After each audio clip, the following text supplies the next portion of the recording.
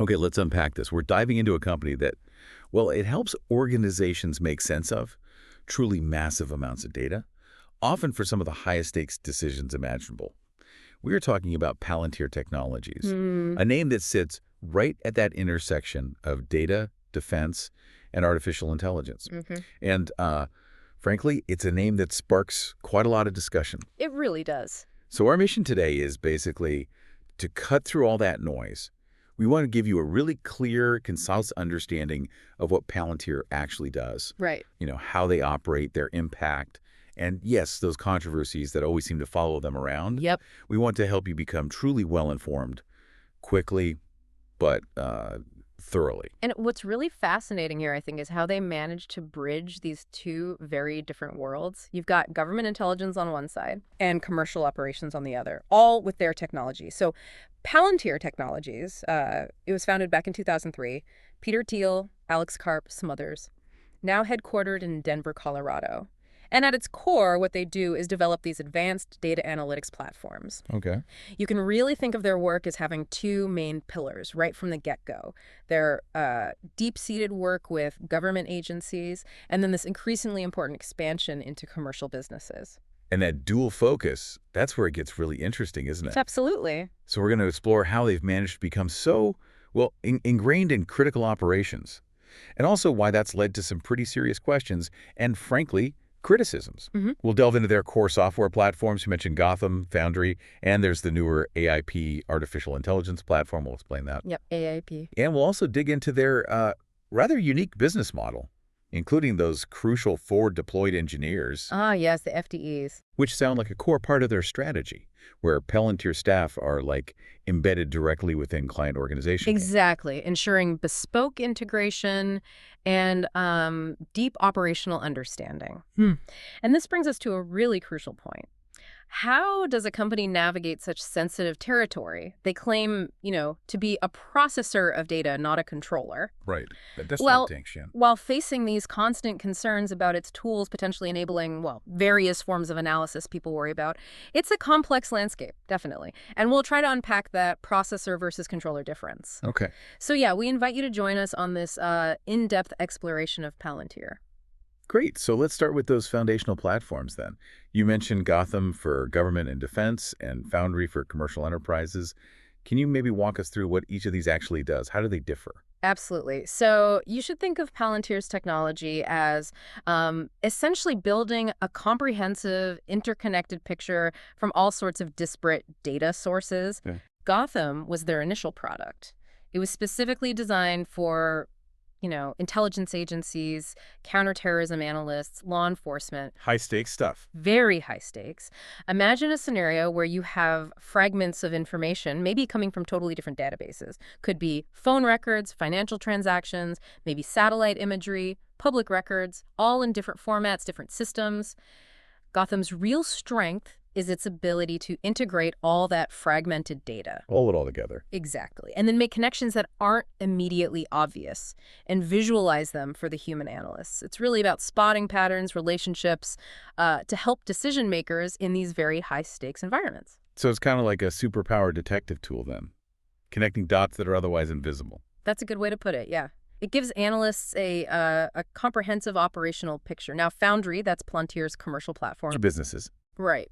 And while it leverages the same underlying sort of data integration philosophy as Gotham, it's tailored specifically for businesses. So instead of counterterrorism, you're thinking about maybe optimizing a global supply chain, or managing complex manufacturing operations, or even just tracking inventory more efficiently. Foundry allows companies to bring all their data, internal, external, from ERP systems, CRM, sensor data, market trends, bring it all into one unified analytical environment. Wow. It helps them build what they sometimes call digital twins of their operations, run simulations, and ultimately make data-driven decisions that, improve efficiency or cut costs. That sounds incredibly powerful for any large organization just drowning in data these days. It really is. But beyond the software itself, you also mentioned something called forward-deployed engineers. Now, this doesn't sound like your typical software sales model.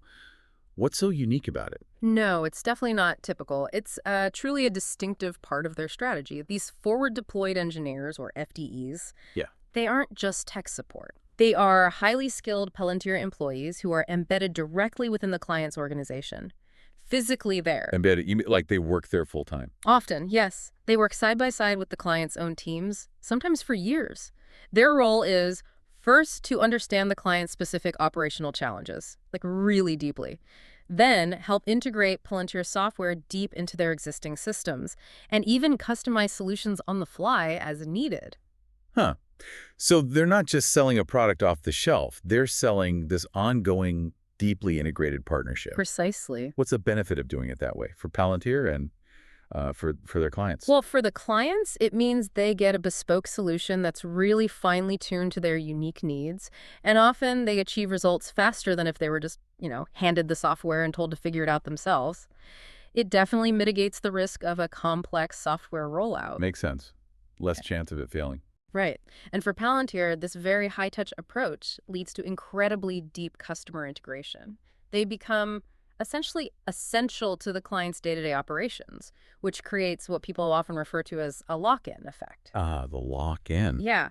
Once Palantir's platform is so deeply ingrained and their FDEs understand the client's data and workflows so intimately, well, it becomes very difficult and costly for that client to switch to another provider. Right. The switching costs are huge. Exactly. And this ensures long-term contracts and recurring revenue for Palantir. It's a core part of their business model. That makes perfect sense for building those strong, sticky relationships. Okay, now let's talk about the future a bit. Beyond Gotham and Foundry, Palantir has been investing heavily in AI, right? Can you tell us about Apollo and especially this artificial intelligence platform, AIP? Sure. So first, Apollo. You can think of Apollo as Palantir's underlying operating system for distributed systems. It's less of a user-facing product and more like the engine that allows Gotham and Foundry to be deployed and, crucially, updated securely across all sorts of diverse environments. Like whether it's on-premise or cloud. Exactly. On-premises, government cloud, commercial cloud, hybrid.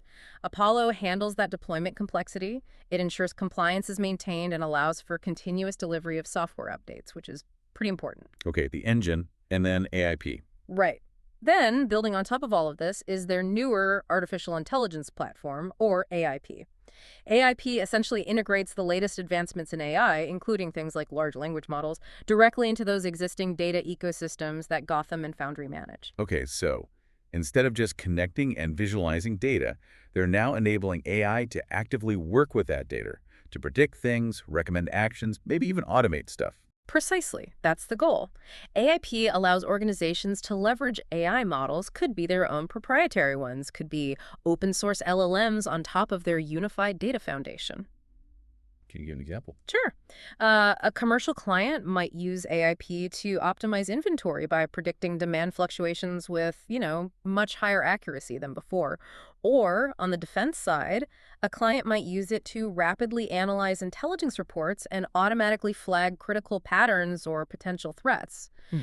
It's about turning those data insights we talked about into actual AI-powered operational decisions. Okay. And this is where those high-stakes decisions we mentioned right at the start really come into play even more. Yeah, I can see that. Now, given how deeply integrated Palantir becomes with its clients and obviously the sensitive nature of the data it handles, it's really no surprise the company faces a lot of scrutiny. No, not at all. We've all seen reports discussing concerns around privacy, the potential for surveillance. How does Palantir typically respond to these persistent criticisms? It's true. The criticisms are persistent, and they often focus on their work with government agencies, particularly intelligence and law enforcement. The core of these concerns usually revolves around the powerful analytical capabilities of their platforms. The power itself is concerning to some. Right.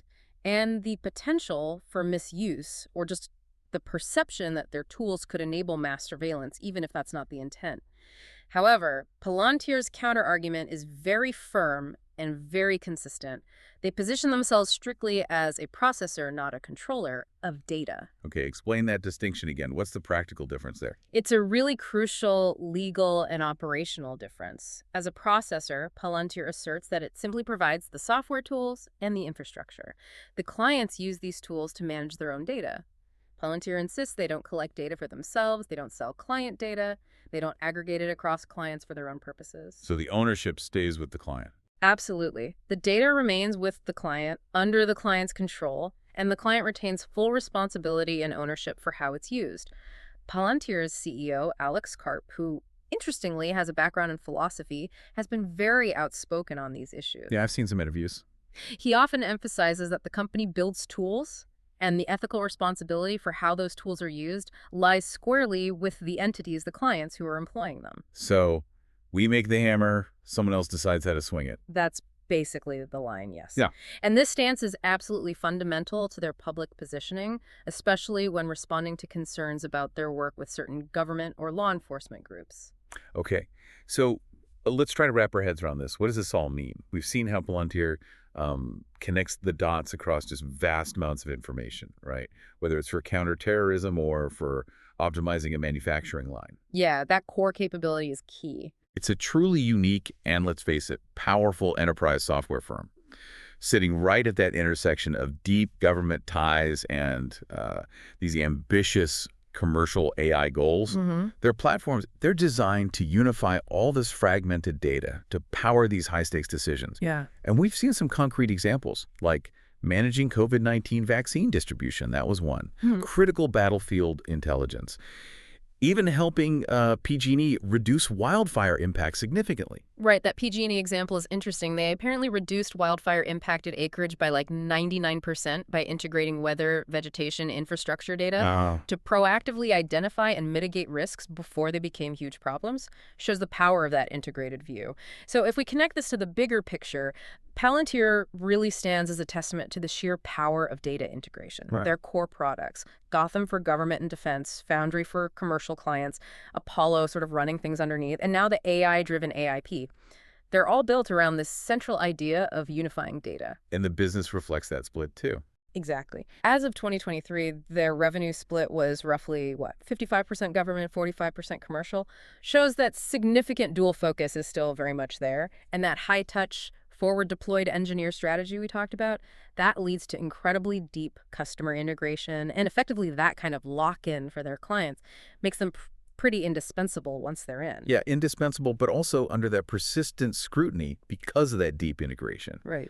We've touched on the criticisms regarding surveillance, privacy risks, and Palantir's counter-argument is quite firm, isn't it? Very firm. They insist they never sell or aggregate client data. They stick hard to that line. We are a processor, not a controller, of customer information.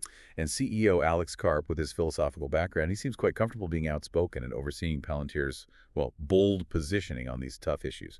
National security, privacy, AI ethics. He definitely doesn't shy away from it. And, he was even named in Time's 100 Most Influential People list back in 2025, which says something about their visibility.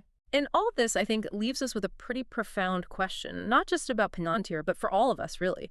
As artificial intelligence and this kind of deep data integration become even more sophisticated, more embedded in, everything, how do we as a society ensure accountability? How do we protect civil liberties while still leveraging these incredibly powerful tools for really complex challenges? That's the balancing act. It absolutely is. It's a balance Palantir clearly grapples with publicly and presumably internally, and it's a balance that's going to define so much of our future, I think. A really important question to keep thinking about. Well, thank you for joining us on this deep dive into Palantir. We hope this gives you a clearer picture, and we definitely encourage you to continue your own exploration of these vital topics.